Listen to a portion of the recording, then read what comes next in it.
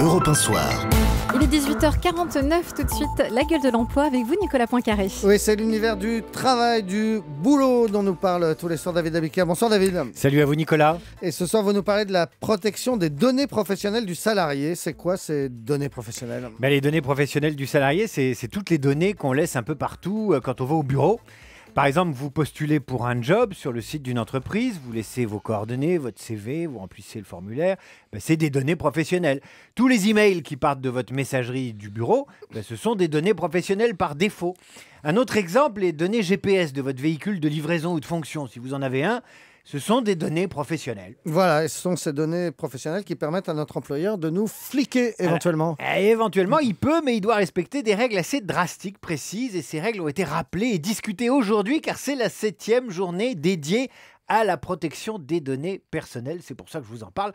Alors, je ne vais pas vous citer toutes les obligations auxquelles est tenu l'employeur.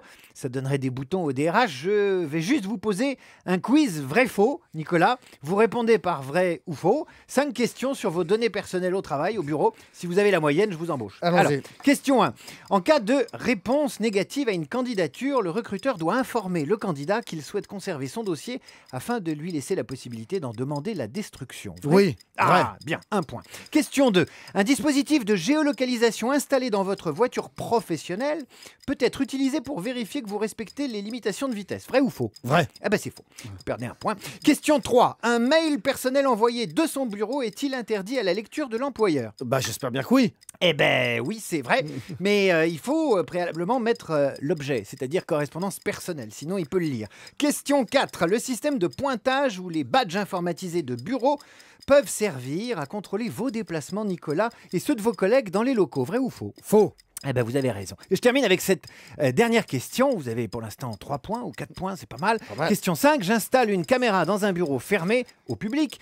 Pas besoin de le déclarer à la CNIL. Vrai ou faux ? Si, il faut le dire à la CNIL. Bravo. Vous avez 4 points sur 5. Je vous embauche, c'est pas mal. Pour en savoir plus sur les droits et les devoirs du salarié et de l'employeur sur la protection des données professionnelles, vous allez ce soir ou demain sur le site de la CNIL qui leur consacre 5 fiches hyper claires. Et maintenant, Nicolas, je dois vous faire une petite confidence. Oui.